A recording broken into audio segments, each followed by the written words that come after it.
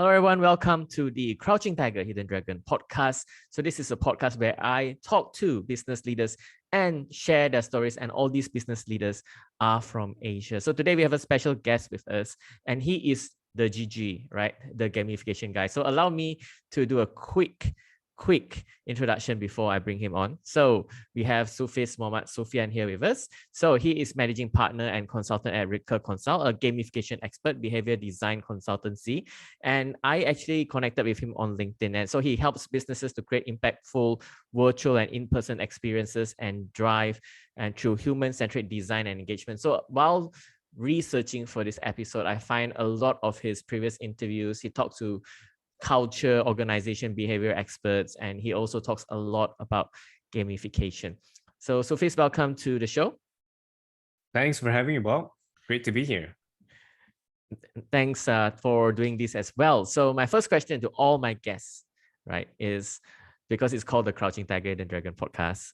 What is your favorite Kung Fu movie? Well, that's a really interesting question. So I think for me, like the most recent favorite I had will be probably Ip Man, just because it's so action-packed. And then you get to see a glimpse as to who created or who kind of led to the birth of Bruce Lee, right? The legend of Bruce Lee.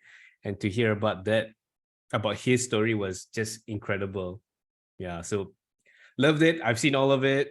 And of course you can't fault the action. Great acting, great action scenes, great storylines, and every movie was a different movie, right? Like he was in during the World War, he was also involved with when he was at his peak as the Sifu with his own school and stuff like that.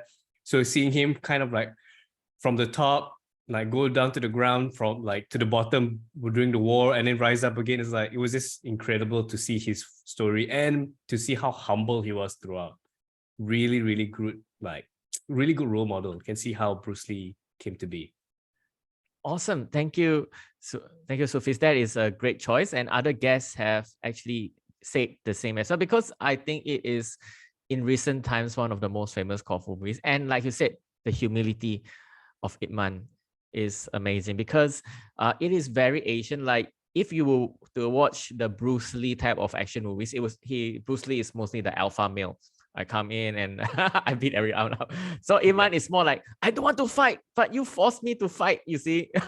In all three movies, it's the same. I don't want to fight, but now I have to protect the people, I have to stand up for my students, and I have to kick your butt. Yeah. Yeah, I don't want to, but I have to, So that is in the gist.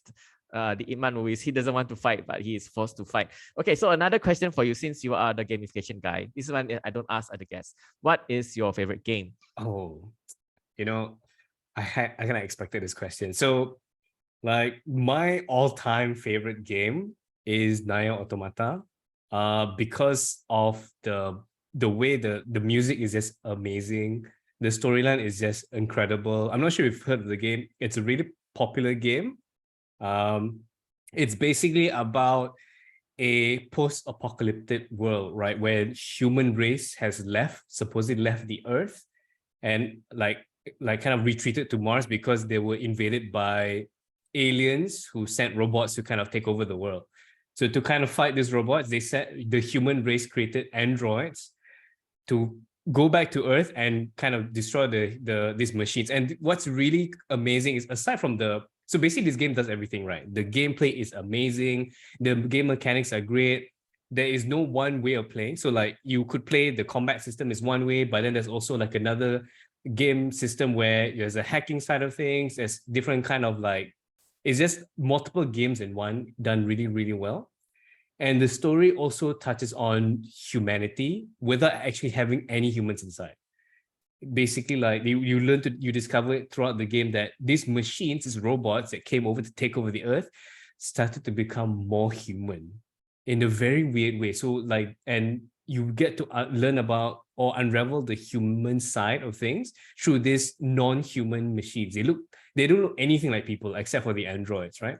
But the androids also, from becoming cold-hearted machines, start to become more human as well. And if you know the game, you know that it has a very tragic end that some people say will be quite traumatizing as well. probably that's what makes it so memorable, because you just can't let it go, you know. So it's a beautiful game. And if anybody wants to try it out, I highly, highly recommend it. Even the music is just incredible. Sorry, Sufiz, what's the name of the game again? And is it a PC game, PS4 game, and is it a Japanese game, as I heard? It is it's done developed, I think, with Square Enix as well. So it's you can play it on your PC, you can get it on Steam, you can also play it on PS4, PS5. It's called Naya Automata, NIER or AUTOMATA. Amazing game. Highly recommend it. Okay, okay. I definitely try it out. And I will get to this. So many things to unpack there, but I'll get to it later when I talk to you about the gamer types. Because that is something, I think that game. So like for me, I'm a very basic gamer. My favorite game is FIFA. I've been playing for many years when I can. StarCraft, FIFA, and Dota. So that is very. Later, I will reveal. My gamer type. I actually did the quiz before today's. Okay. So I'll review my gamer type. But before we get into that, because you are the gamification guy, so I need to start off. So as you know, a lot of my audience are on LinkedIn, and a lot of them don't know and are not aware of this. So can you tell us what is gamification?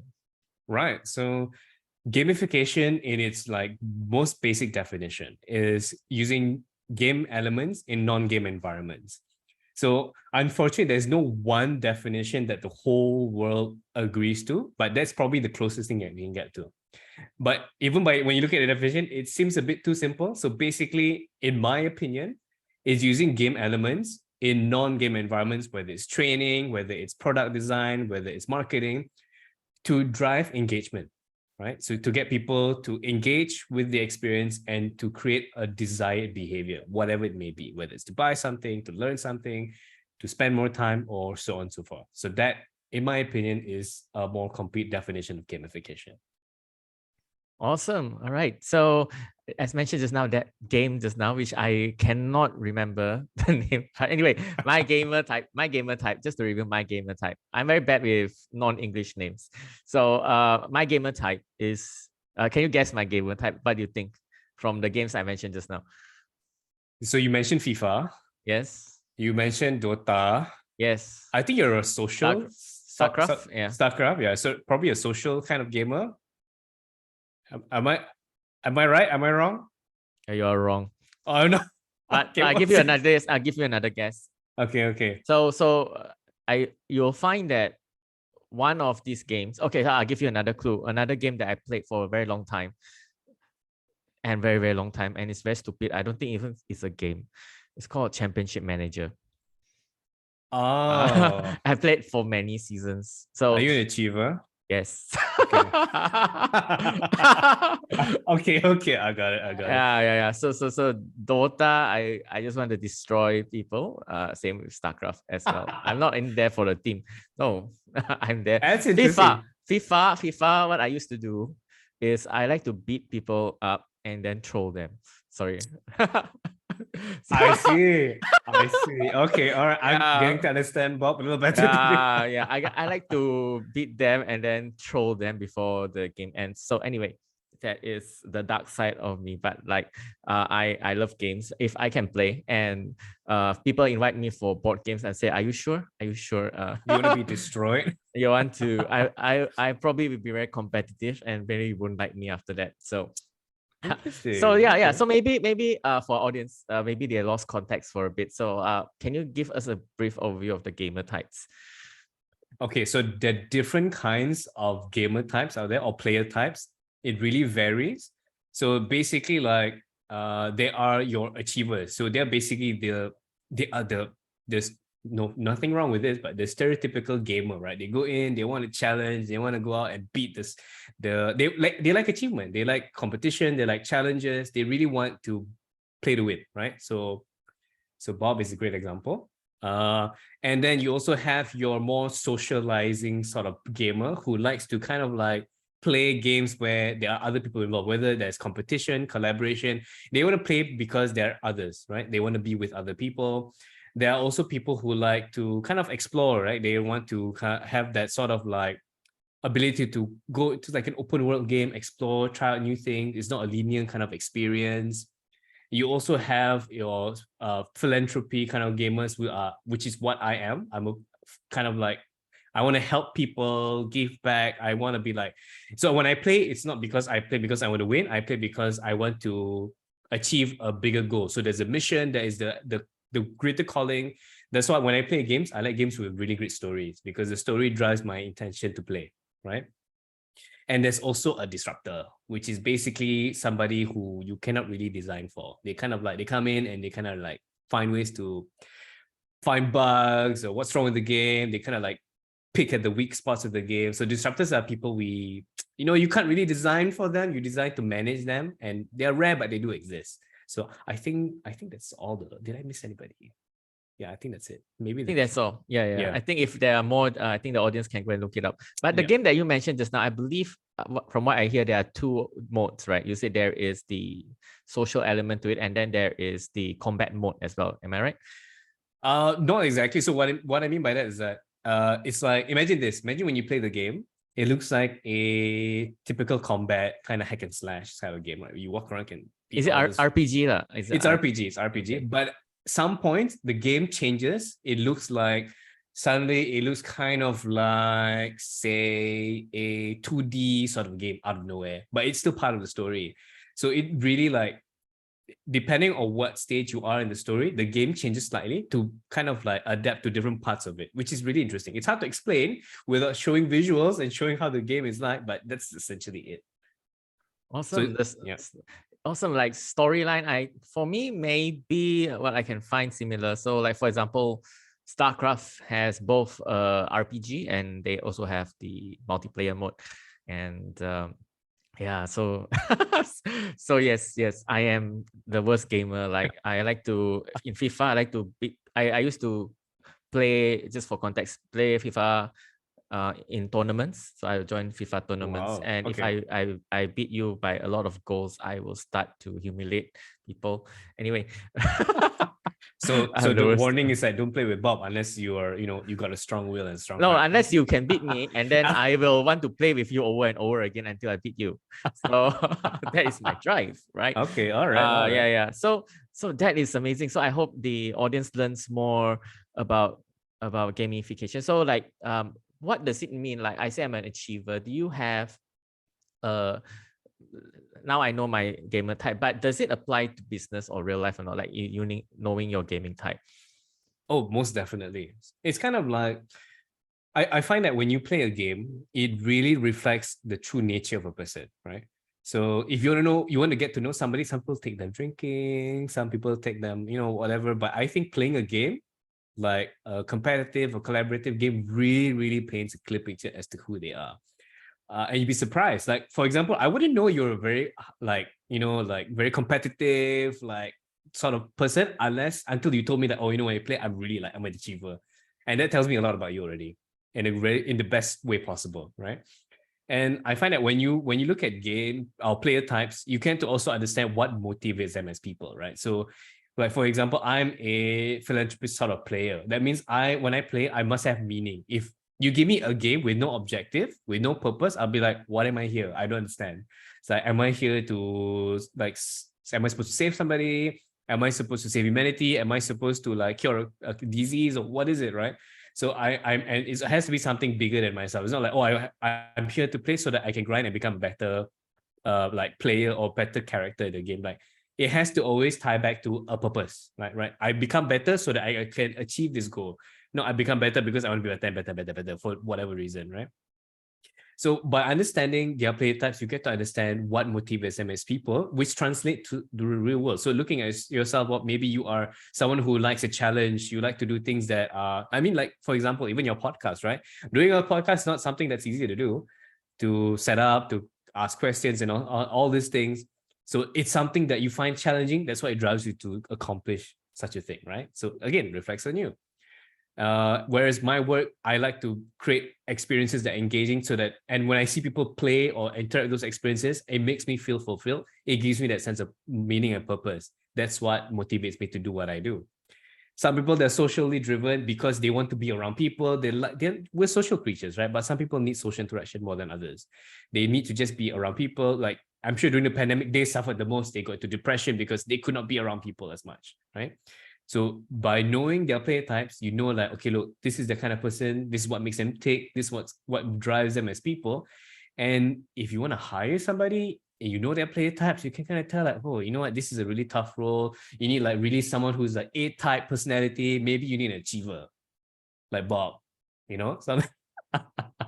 Something like that, you know. So yeah, I think it definitely gives you a really good glimpse as to your character and your personality, these player types.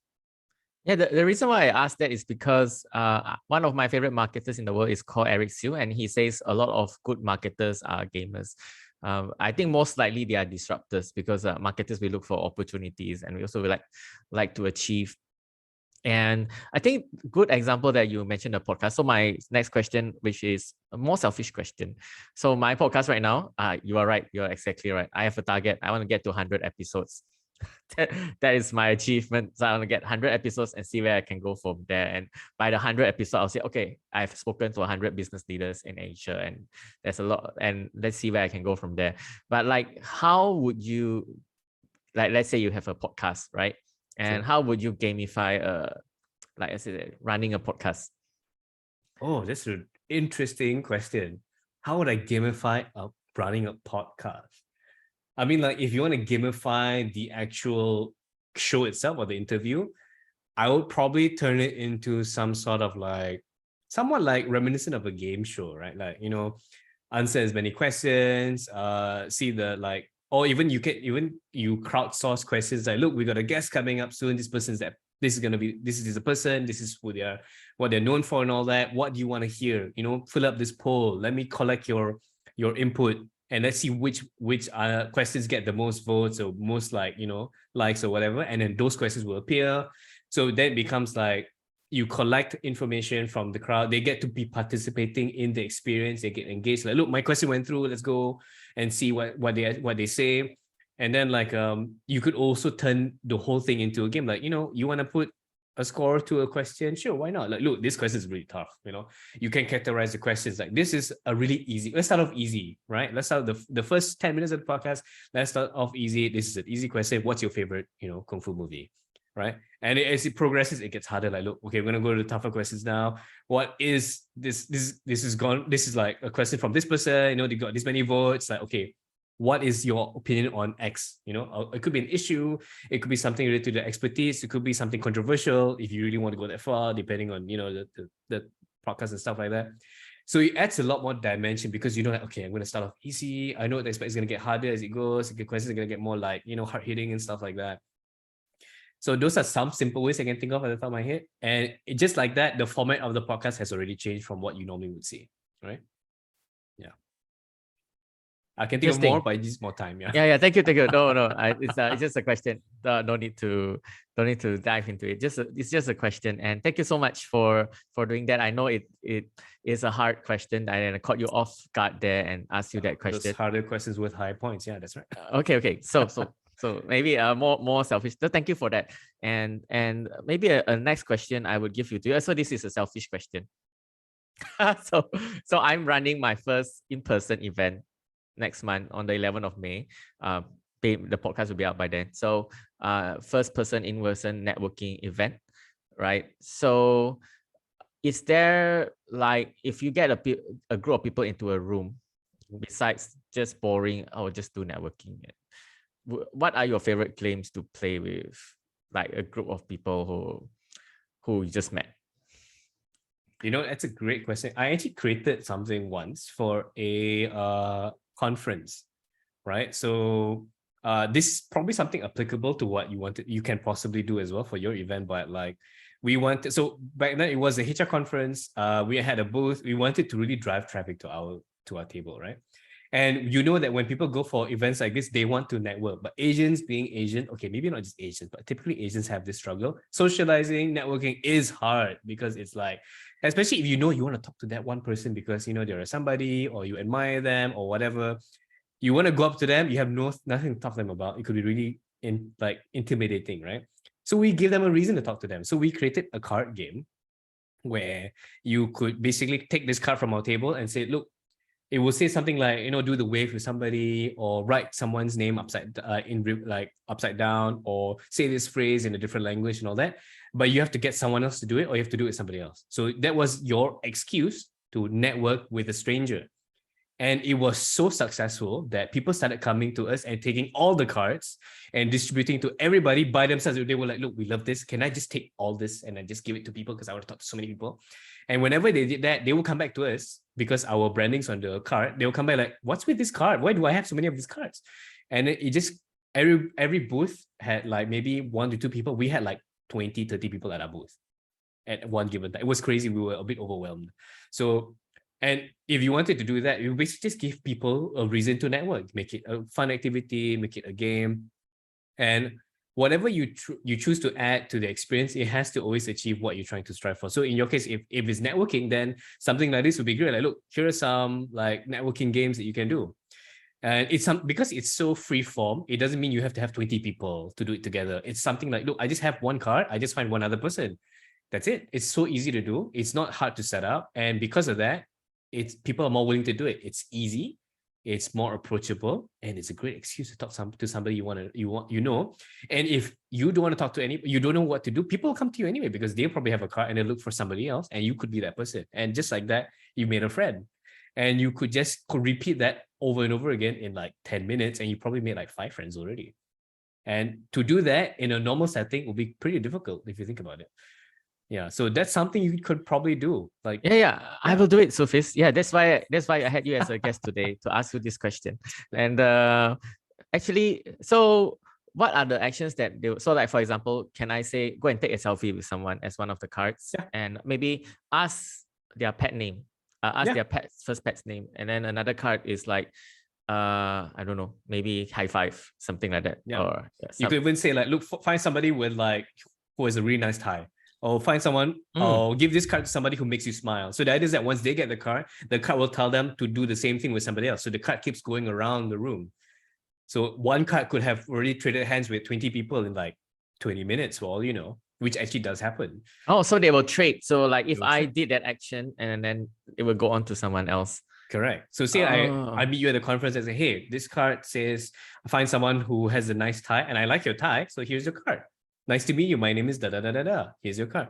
And then now you have that card. They're like, you read the card. It says, give this to somebody who has a nice tie. You find someone you think has a nice tie. You give it to them, and it goes on and on.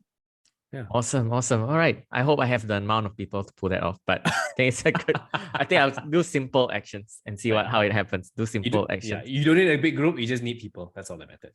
Yeah. Awesome. Thank you so much. And again, the next question now, I would like to talk more about the business side of things. So we had the fun and also personal questions. And then, so as a company, right? So you help a lot of businesses, and I saw a bit of your interview with Janet Lee 2 years ago.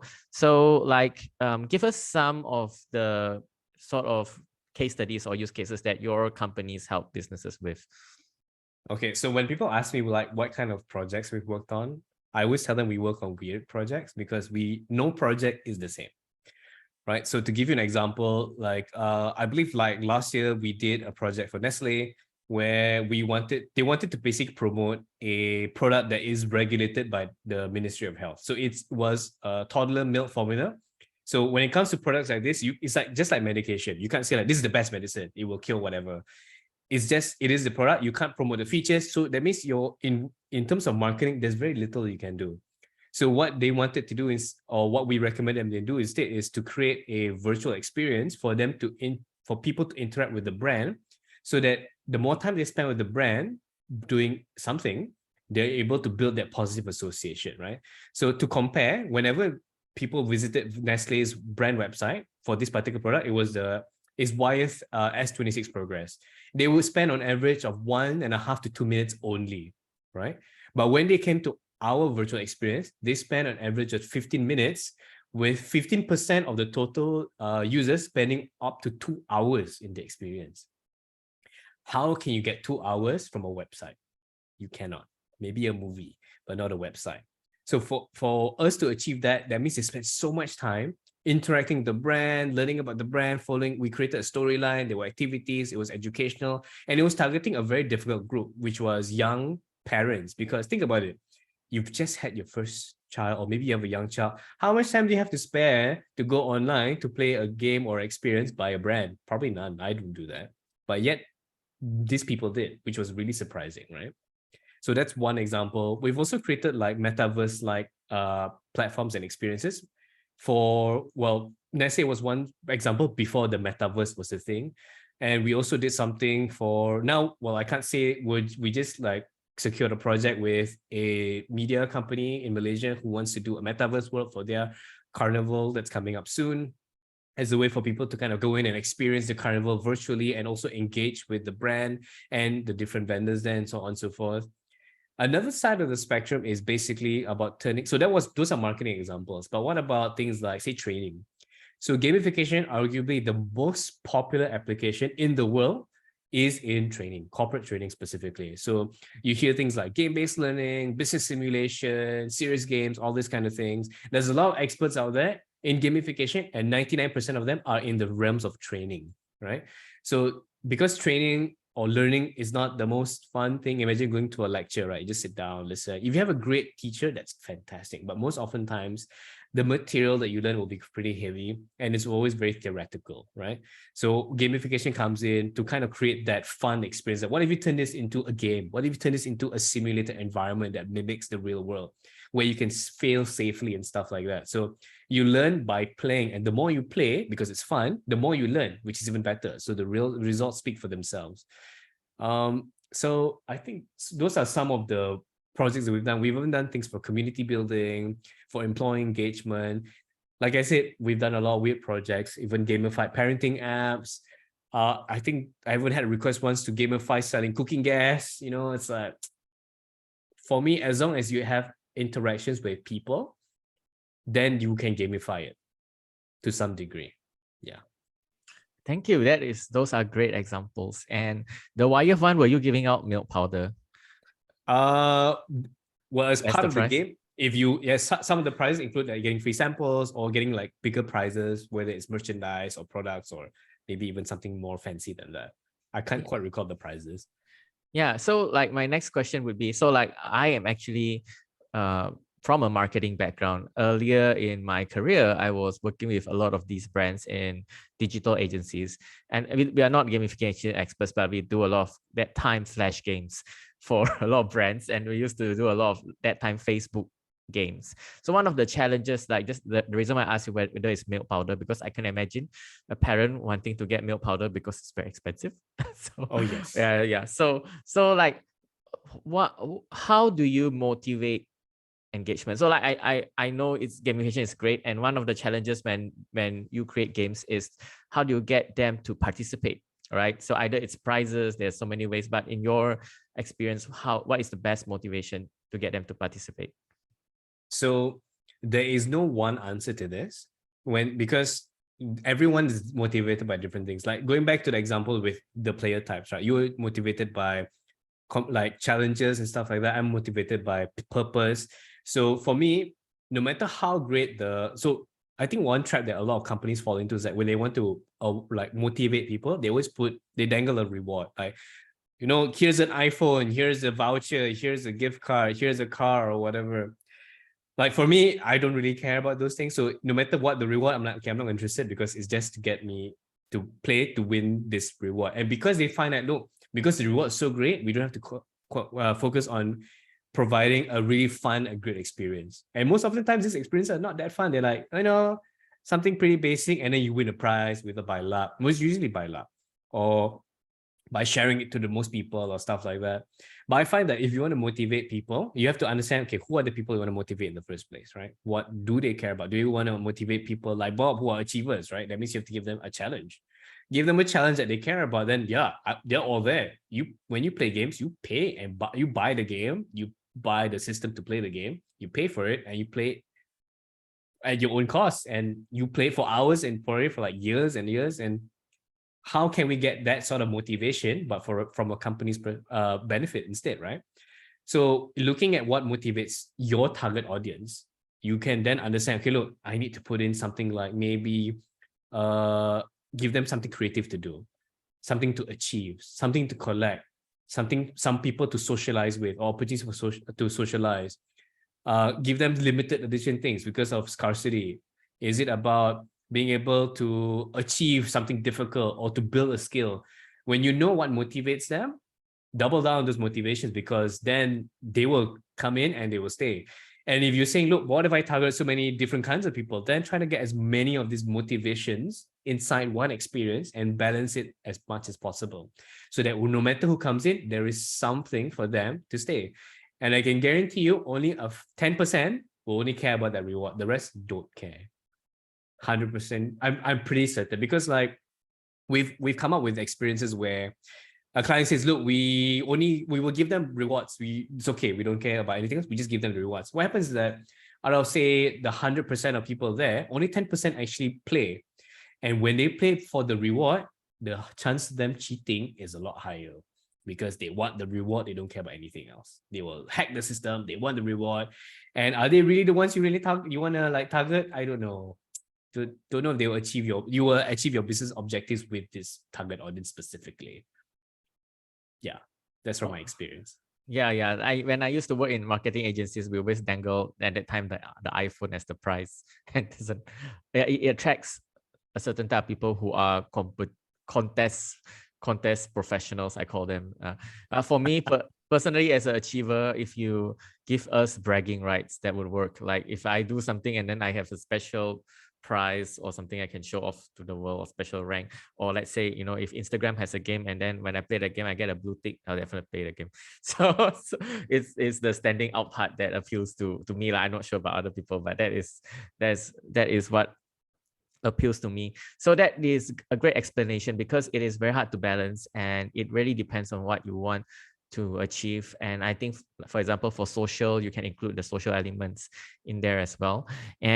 But my next question is, like, when you talk about gamification, and what is the real life aspect, right? That one part of our daily life that you wish it was gamified.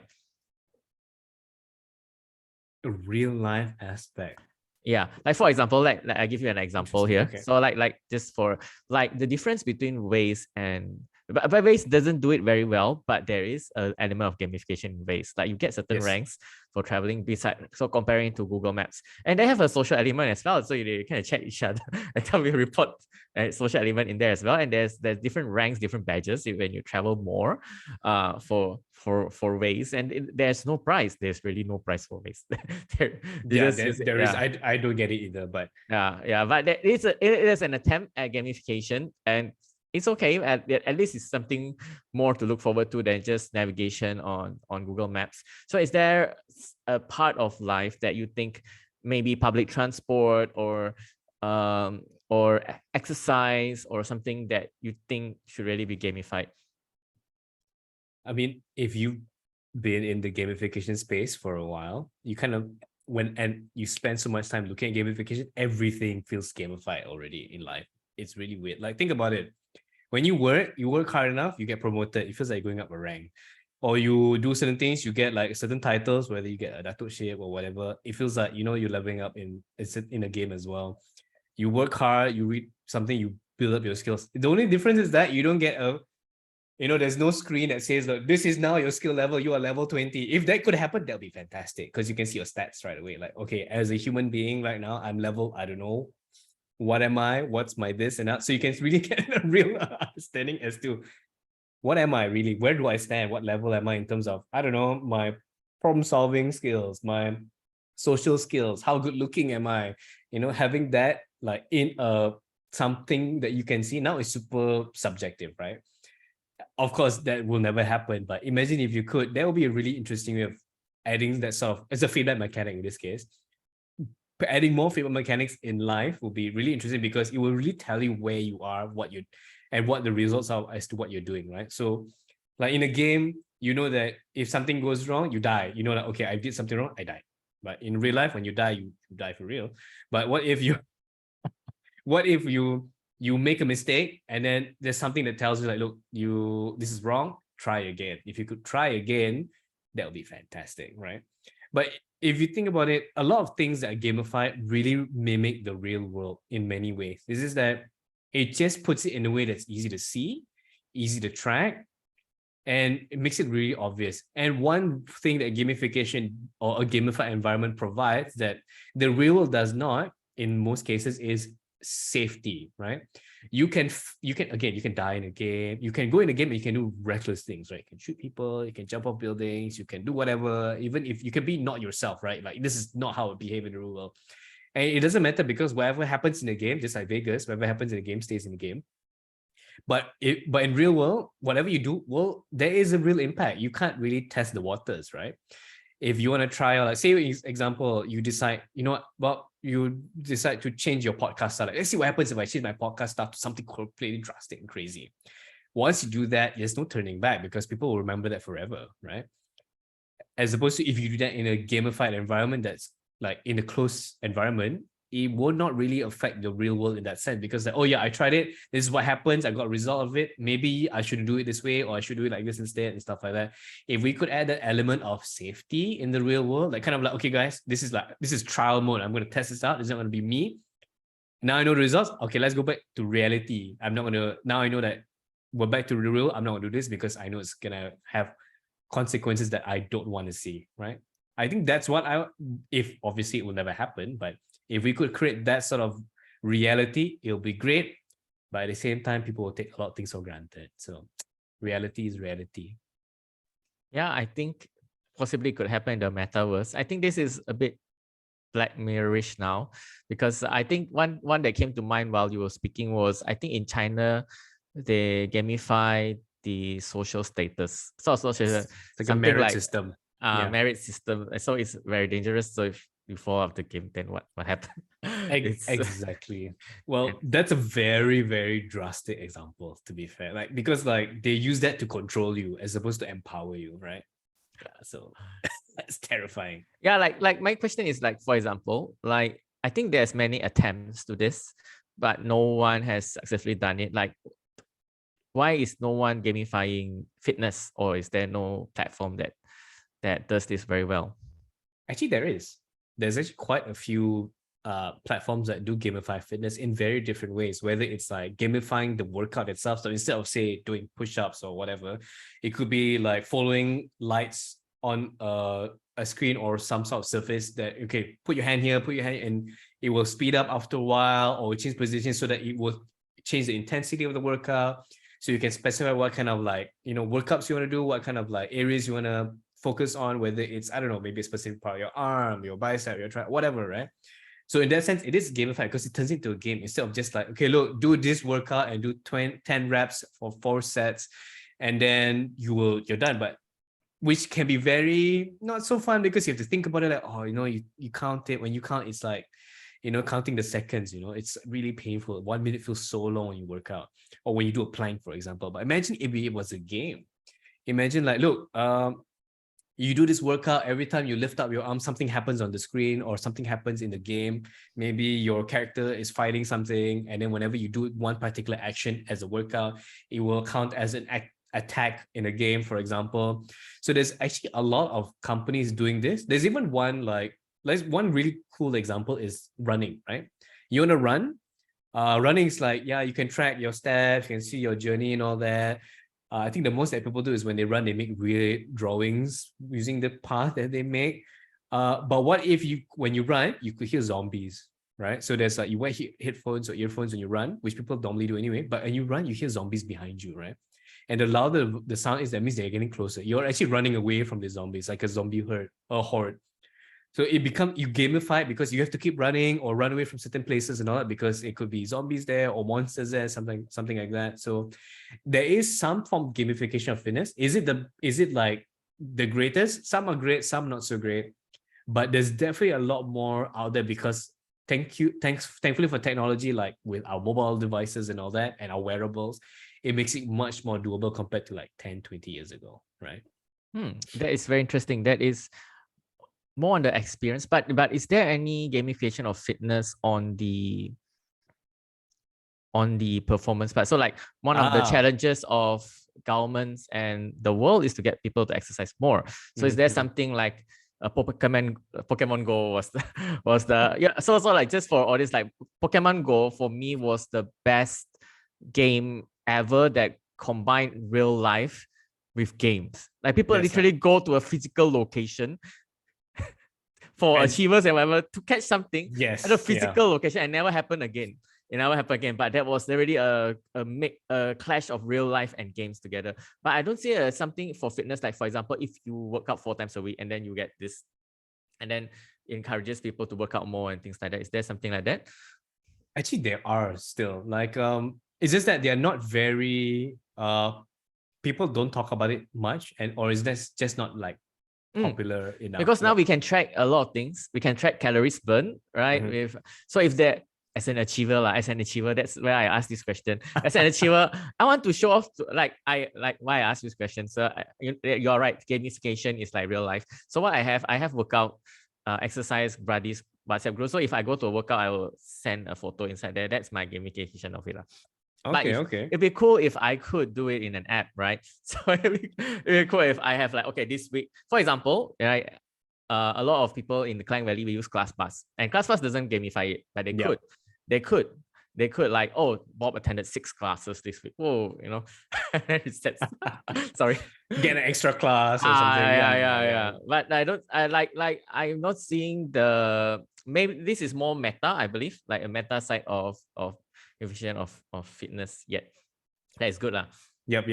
I mean, like the experiential side, yes, there's quite a bit out there. In terms of like a system, gamifying a fitness system or sorts, there are some out there. Like think about like I'm not sure if are you like an Apple user? If you have an Apple Watch or something that tracks your exercise, and if you have other friends also you have a friends list of other Apple users.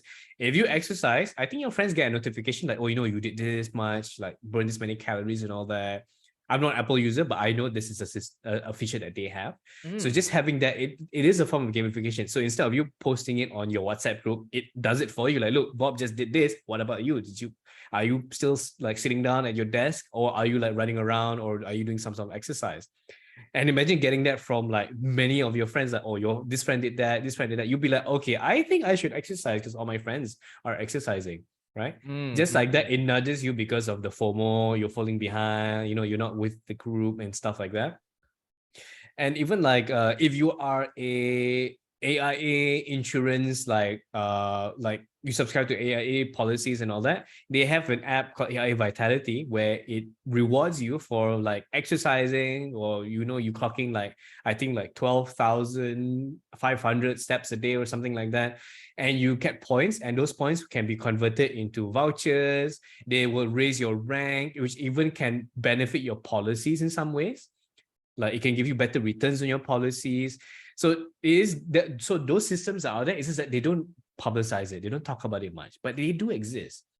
And like I personally use the AI Vitality because I have certain policies tied to it. So I know that I need to rank up my steps, whether it's I actually get those steps or not, a different story.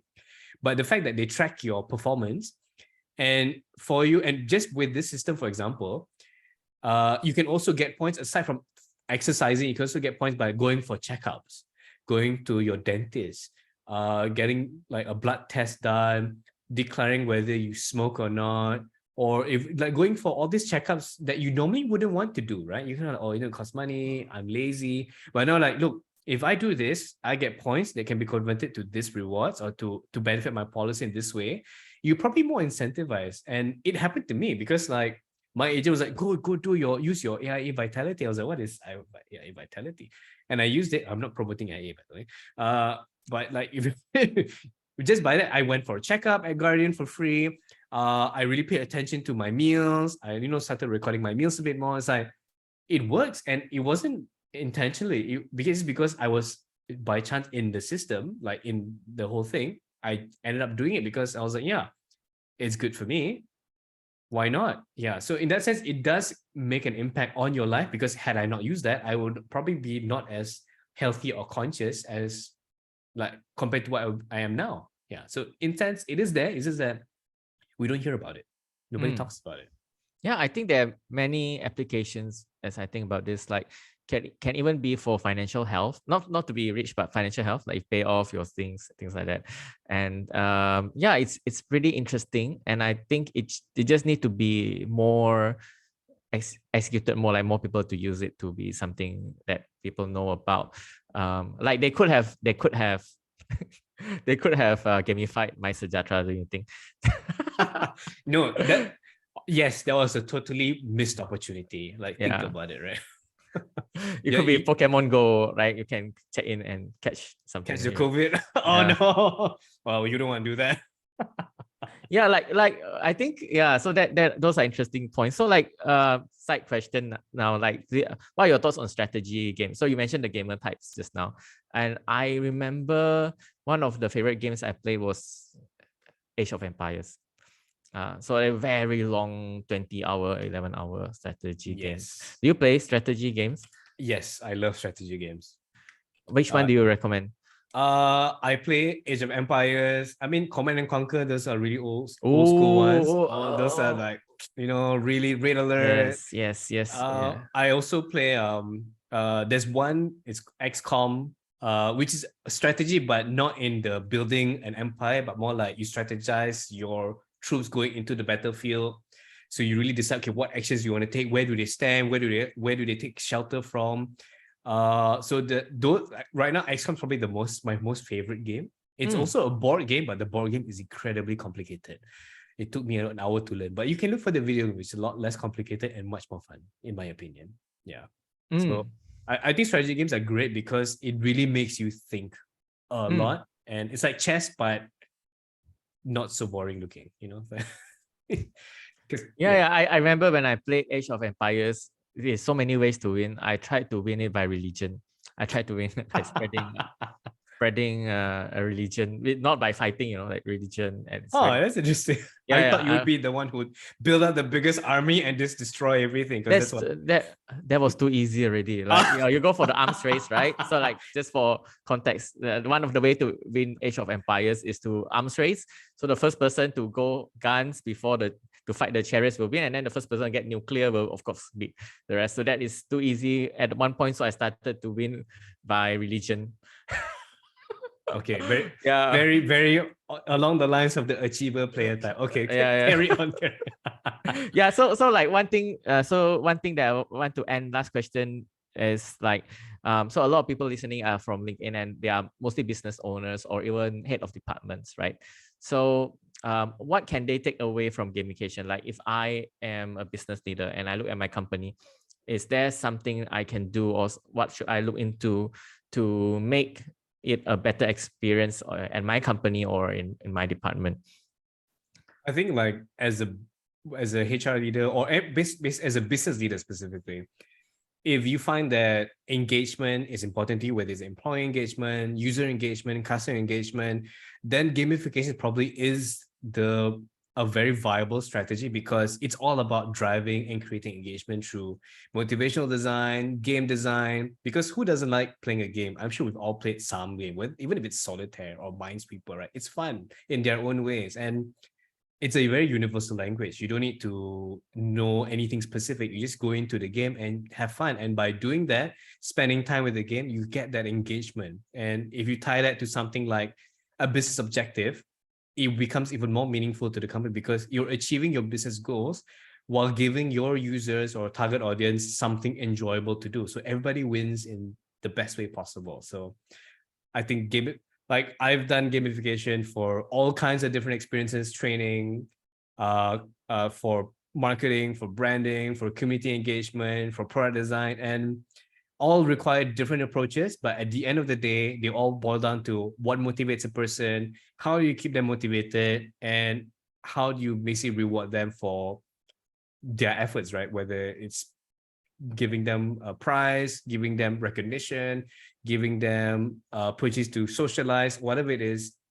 And most of these things are, it doesn't require an iPhone to give as a prize. Most of the best rewards, in my opinion, are free. We call them intrinsic rewards, and people always sleep on these rewards. They don't realize it. So if you don't gamify, I think you're gonna fall behind on the experience rate, because technology is rapidly advancing, right? Think about like the metaverse and stuff like that. Last year, the metaverse was everywhere people want to go Decentraland and all that, but now you read the news, these platforms are losing users. Why? Because it's boring. There's nothing to do. And if you were to create an engaging experience on these platforms, they will still have users. They will still have many, many, many users, or even more than they would started off before. So engagement is king, in my opinion. Yeah. Yeah, I remembered many years ago when I used to work for a retail company, and one of my challenges was because it was a retail company, they were very strict on time. Like 1 minute late, you have to scan your card, and 1 minute late. Okay. Wow. So if they gamify it, probably I'll be very early to work. If they said if you come, that it was a spa retail company. So if you come 30 times on time, we give you a spa. I probably would have done it. And I'm a very typical achiever. Like just for example, I watch football. I find football very boring. But you know how I gamify? I play fantasy football. So I'm rooting for myself rather than a team. So I'm like, yes, you scored. What's your favorite team? I like my own team. Yeah, like all the players in my team. So like people ask me, who do you support? Oh yeah, any player who is in my fantasy team. I support all the teams in my fantasy team. Yeah. Yeah, so it's very interesting. That I would if you gamify anything, then I would definitely be on it. So thanks Sufiz for that. So definitely I'll clip that up for LinkedIn.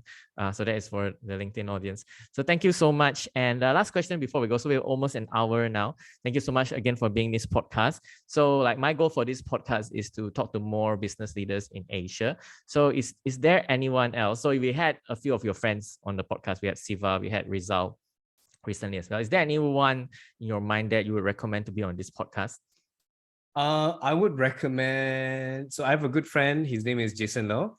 He and his company have developed the first no-code metaverse platform in Malaysia, right?